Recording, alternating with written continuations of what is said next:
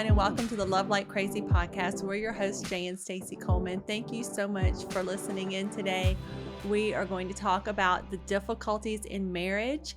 And you know that this podcast is all about strengthening marriages and families. So I think that this topic today is going to be one that you want to tune in for. Now, I want to take a quick moment just to thank all of you for helping us to make this podcast the success that it is. And once again, if you're liking this podcast, then like, subscribe, share, leave us a comment, give us a review. And once again, I ask you guys this pretty much every podcast. If you've got a topic that you would like for us to talk about, then leave a comment and we will actually take that and look at it and possibly do an episode around that. We would love to do that. Now, Stacey, today we're going to talk about the difficulties of marriage and overcoming those things. I know you're not saying that I'm a difficult spouse. Are you saying that I'm a difficult spouse? Never. You are never a difficult spouse. But sometimes our spouses can be difficult. We're talking about other spouses, not each other right now. No, look, I'll be the first to admit that I can be difficult sometimes, especially after 9 o'clock at night. I kind of become a bear, get a little tired. In the morning, you're not a morning person. I'm not a morning person. You're awfully happy. I do love to sing in the morning and try to, serenade you from time to time. And sometimes that kind of, gets you a little aggravated. Grouchy. Yeah, a little grouchy. Grouchy. Yeah, definitely. But we're talking about more or less the difficulties of marriage in regards to sometimes we go through, seasons that are hard. Sometimes we go through things that life throws at us that are just difficult. Or in all reality, sometimes maybe in as a spouse, we can just be a jerk sometimes. Yeah, well, sometimes we don't see eye to eye on everything and we might have differing opinions. So today we're going to talk about overcoming those difficulties that so come that we can against grow us in together. marriage. Yeah. And straight up, some of the things that we need to address whenever we're dealing with these things, we need to ask ourselves some difficult questions. Now, I get it. Sometimes being honest about where you are as a person, where you are as a spouse can be a tough subject to broach. Sometimes it's kind of a difficult thing to really face, things in your life that need to change. But in regards to your marriage today, we're going to talk about some difficult questions that we need to ask if we're really going to be able to overcome those difficult moments or those difficult seasons in marriage. Right. So you want me to take the first question? Go ahead. You can take the first question. All right. So here's what we're going to do. We're going to pose this episode today in questions that you need to ask of yourself. And some of these questions, whenever we throw them out there, your first response might be like, what are you talking about? But listen to us because we're going to go a little bit more in depth with this and really explain to you what we're talking about. Yes. Now, the first thing is this. If you're going up against some times in your marriage that are hard, some times that are difficult, and you want to overcome those, then the first question that you need to ask yourself, if you really want your marriage to grow, the first question that you need to ask yourself is this: how many people are in our marriage? That sounds like a weird question. It sounds like a very weird question because I know people are going to like, what are you talking about? Like a marriage where there's all these people that are involved in it, like sister wives or whatever. Yeah, no, that's not what we're talking about. That's not what we're talking about. That's weird. But here's what I want to help you understand. Marriage is a covenant. A lot of people approach marriage from the contract aspect. We're in this marriage together. We signed a contract together. But you need to understand something. A contract is something that denotes distrust. Put it this way. When you closed on your house, your bank probably made you sign your life away. You sat down at a closing and you signed not once, not twice, but you signed over and over and over and over. The reason why is the bank did not just want a handshake deal. They wanted, because they don't really believe that you're going to repay that mortgage. So they're going to back it up with contract after contract to make sure that you are going to follow up with what your word is. You don't go into a bank and just shake hands and it's a done deal. You're going to sign away your life to make sure that contract is fulfilled. What does that mean? It means the contract is built on mutual distrust. What is a covenant? A covenant is one that is built on trust. It is one that is built on, I believe you when you say this. Yes. And so a covenant in marriage is something that was not created by man. It was created by God, and it was created to be shared between one man and one woman. Right. The Bible is very clear on this. It's not talking about numerous people. It's not talking about same-sex marriage. It is shared between one man and one woman. And when you let other people get caught up in the middle of your marriage, it creates a mess. Now, we talk about this quite often on this podcast. Genesis chapter 2, verse 24, it says, the Lord God caused the man to fall into a deep sleep, and while he was sleeping, he took one of the man's ribs and closed up the place with flesh. Then the Lord God made a woman from the rib he had taken out of the man. He brought her to the man, and the man said, this is now bone of my bones, flesh of my flesh. She shall be called woman, for she was taken out of man. That is why a man leaves his father and mother, here's the word, and is united to his wife, and they become one flesh. Adam and his wife were both naked. They felt no shame. How many people were involved in this wedding ceremony? How many people were involved in this union? 2, Adam and Eve. Right. So I think we need to ask ourselves also, so who else gets in the middle of your marriage? I mean, it's kind of weird, saying how many people are in our marriage, but, oftentimes we don't realize this, but our kids, our parents, in-laws, friends, different ones can get in the middle of our marriage. And even some marriages may end because there's too many people that get involved, I guess, like in our business, and things get out of balance, and sometimes we can allow that in our marriage, and sometimes others may want to insert themselves. A lot of people have a lot of opinions that they want to share. Right. I think that's what, more or less, that's what you're trying to say. Yes. And I have a story of our very first year of marriage. Something had happened. I don't even remember exactly what all had happened between you and I, but we were... I'm sure I was wrong. You're sure you were wrong. But I just remember being upset about something that you said or that you did, and I made the mistake, and I'm confessing here on this podcast that I made a mistake. Are we recording this? Yes, we are recording this. I was very, very close to my grandmother. My granny is what I called her, and I just remember one time talking to her and kind of like complaining about, oh, Jay did this or said that or whatever. And of course, like any good grandmother would do, she took up for me, and she took my side on whatever it was that I was upset with you about. But then later on, you and we resolved the issue. But Granny did. But Granny did not. And I could tell that she was like still kind of sore with you over whatever had happened. And so I realized immediately that I couldn't do that. I couldn't allow her into, coming in between our marriage or her opinion of you to be shifted. And I know that sometimes we can allow that by talking about different things to other people, bringing that, which allows their opinion to come into our marriage. Or we may just have, some friends or some in-laws or others who they choose to insert themselves with their opinions about how we should do things in our marriage, and it just throws things out of balance. And ultimately, it's not having proper boundaries in place. Well, and I think it's fair to say that it is our human instinct to want to insert ourselves sometimes into other people's business. Yeah. And what is he all saying? Mind your business. Mind your own business. But the bottom line is this. I remember with Granny, the next time I was around her, I could tell that she was a little like, and I'm like, what, did you say something to your grandma? Because she's acting, this way with me. And I mean, it's just natural instinct that your family, they say blood's thicker than water. Your family is always, no matter what the situation is, they're always going to take your side. So be very, very careful. There's going to be difficulties that come up in your marriage. And what you want to make sure that you do not do is involve other people in your business. Because it's crazy. I don't even think either one of us remember what it was that we were even, in a disagreement about or whatever I was upset about. But I definitely remember her reaction and thinking, I will not do that again. So it's not wisdom to get your in-laws involved. It's not wisdom to get to have your in-laws involved in the middle of your marriage. Now, I would say this. If you want counsel regarding your marriage, go talk to your pastor. Go sit down with a good marriage counselor, somebody of that nature. Don't involve them in the middle of what is going on within your marriage. Here's another one. Don't get your kids caught up in the middle of your marriage either.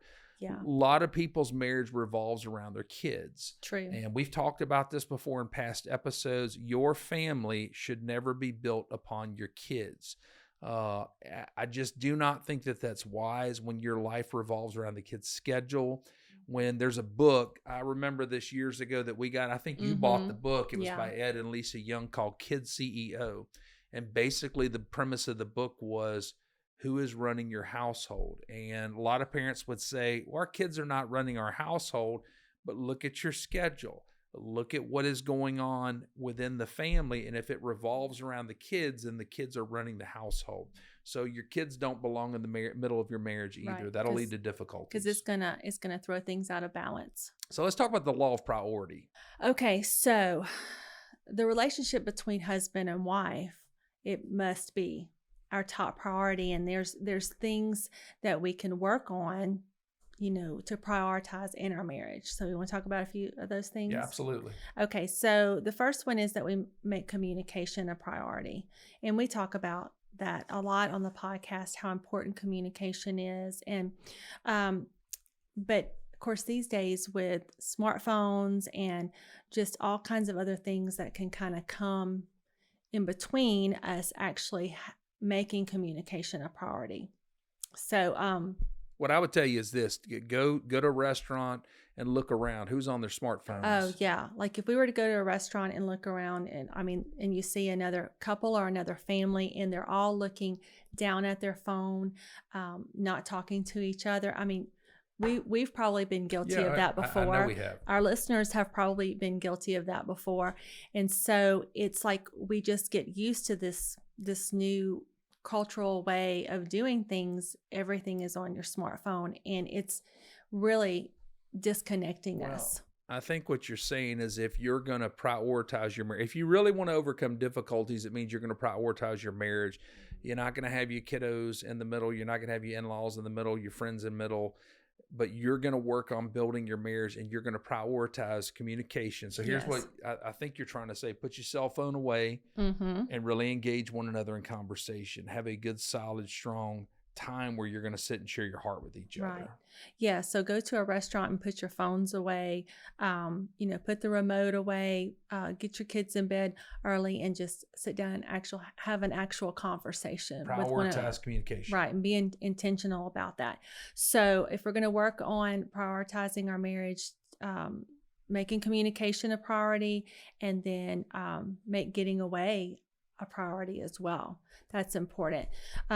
We've talked on other episodes about how important it is, date nights and getaways and so forth like that. And it's all a change of scenery, which is so very important. So going for a walk, different things like that.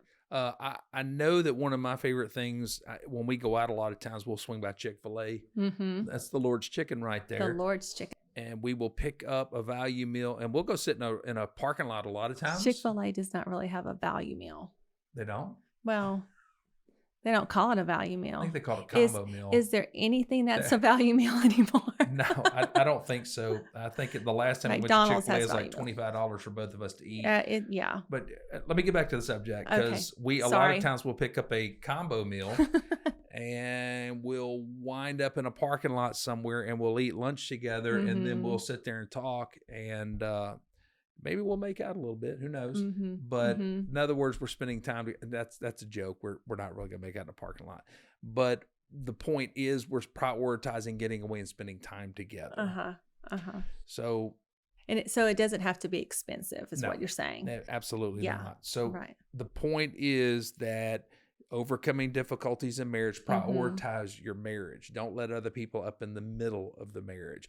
Don't let your marriage be centered around your kids. Don't let your in-laws in the center of your marriage. Don't let your friends in the center of the marriage. But prioritize getting away, prioritize dating, prioritize communication with one another. So next question. Okay. If we're going to overcome difficulties in life, first question you have to ask yourself: how many people are in the middle of our marriage? And set some boundaries in place. Very important. The next one is one that I really like talking about is, are we enjoying life together? Now, we've kind of broached this subject already, but are you enjoying life together? I will think of it in this regards. Did you have fun when you were dating one another? Yes. We did a lot of stuff when we were dating. Mm-hmm. It was a lot of fun to go out and just hang out. But a lot of times, the older we get, the more mature we get, we can mature ourselves right out of having fun together as a couple. Yeah, because stress enters the picture, pressures of life, Kids raising enter the kids, picture. right? All of that starts happening, and our schedules are so full, and so sometimes we stop enjoying life together. I will say this: we need to learn to laugh together. We need to learn to have fun together. We need to enjoy life together. And it's one of those situations that as you go through life with just the pressures of life, that you can get caught up in, like you said, the stress and anxiety, and it just kind of sucks the joy right out of enjoying life together. So, okay, well, let me talk to the ladies for just a second, okay? Because ladies, it's our responsibility to create the atmosphere in our home. My pastor's wife from years ago, she used to say that as a wife and a mother, we set the temperature in our homes. And so by doing that, if we complain a lot, or if we begin to nag our spouse, that doesn't make for enjoying life together. That causes issues. And so I think in the first years of our marriage, quote me if I'm wrong, but I do believe that I kind of nagged a little bit. just the first year? I'm joking. I'm joking. I catch myself a little bit. I'm better at that. I'm going to just say this. You don't, I don't want to get in trouble. Okay. You don't nag nearly as like much as I used to. Okay. So it is true. Early on in our marriage, yes, you did nag. Husbands can nag too, but I'm specifically talking more towards the ladies. That let me stop you right there and throw this in there as well, because I like when you start talking about nagging. I like to say this. Unfortunately, a lot of times husbands give their wives reasons to nag. This can be true, and husbands can nag as well. I mean, about certain things. So. There are no scriptures to back that up. I know there's you're fixing to quote a no scripture. Scriptures to back that up. But for the ladies, our complaining and our nagging can become an issue in our marriage, and it keeps us from enjoying life together. And there's a scripture that once I read this and I realized that I was nagging you an awful lot in the early years of our marriage, it just kind of stopped me in my tracks and caused me to rethink things. And so I'm going to read this to you out of Proverbs 27:15-16. It says, a nagging spouse is like the drip, drip, drip of a leaking faucet. You can't turn it off and you can't get away from it. And so I just thought, wow, that in scripture, we're being compared to a dripping faucet. And I know here recently in Louisiana, we had about a week of freezing weather, and it may be different in other places of the country and the world, but here we have to drip our faucets, so that our pipes do not freeze. And I remember going through my entire house, and each sink was dripping water to not freeze the pipes, and it got terribly annoying for days on end listening to dripping faucets. Well, then that's why it's a good comparison whenever you look at Proverbs about not being one who nags. Now, I think it's Proverbs 21. It talks about it's better to dwell in the desert than with a quarrelsome or nagging wife. Mm-hmm. And I'm going to go in this direction as well, that you're right, that sometimes men can nag as well. I don't think that men would say that they nag. I think that men can just be kind of negative, kind of quarrelsome, and like this, just kind of be a jerk. Okay. So I want to kind of harp on this a little bit. Let's not give our wives reason to nag. Okay. True. I know that you're talking to the ladies, but I'm talking to the guys. Let's not give our wives reason to nag. Let's not be the reason that they go in that direction. And ladies, let's not be, like a dripping faucet that literally irritates our husbands, because we could just nag each other to the point of divorce. I mean, it can get to that situation. So, but there may be things that bug us about each other. Your spouse, there's going to be things that bug you. We're human, we have flaws, but if we just have to accept, each other for who they are, and that's a little something called grace that needs to take place. Yeah, I think that I've come to a place to realize that there are things about you that are never going to change. And the same about you. There are things about me that are never going to change. Never going to change, right? It's just one of those things that you have to accept those things about one another, and that's grace. And it's loving that person in spite of those things. Yes. I've come to the place to realize where you're never going to, and we joke about this, you're never going to enjoy cooking. You're never going to be a morning person. And I love you in spite of those things. I accept those things about you. That's grace. There are things about me that are never going to change, like my awesomeness is never going how happy you are in the morning time. I'm just a happy person in the morning, but negative. I love to throw my clothes on the floor in the bedroom and in the bathroom. And I try to do much better in that area, but even if there was a hamper, you probably would not make the clothes go in the hamper. And it's funny because you just accept those things. You might say something every now and then, but by and large, you just pick them up, throw them in the hamper or in the basket in the laundry room. And you accept those things about me in spite of whatever. And that is called grace. So let's not be at the place where we nag each other to the point of divorce within our marriages. So questions are, how many people are involved in your marriage? Do you have people in the middle of your marriage? Are your in-laws in the middle of your marriage? Are your kiddos the center of your marriage? You need to set some boundaries and start prioritizing your marriage. The next thing is, are we enjoying life? Are you enjoying life together? Are you nagging one another? Are you being negative? Don't be a dripping faucet. One another in the marriage. Yeah. Because those are the things that can lead you to, as you're facing difficulties, those types of things lead to divorce court, and it's never good. The next thing that I will say is this, another question for you. Are we building our marriage on godly standards, or are we building our marriage on false expectations? Now, here's why that's important. A lot of times we look at what Hollywood puts out for us. I know, and I'm not picking on the ladies, but a lot of times ladies, when it comes to romance, when it comes to intimacy, when it comes to all these different things about happiness within a marriage, a lot of times there's expectations that are built on what Hollywood puts out. Right. You want to speak to that a little bit? Or even what is like social influencers put out, the highlight reel on Instagram. We think, our family could be like this, or our marriage is like the celebrities that are posted on Instagram, and really that's not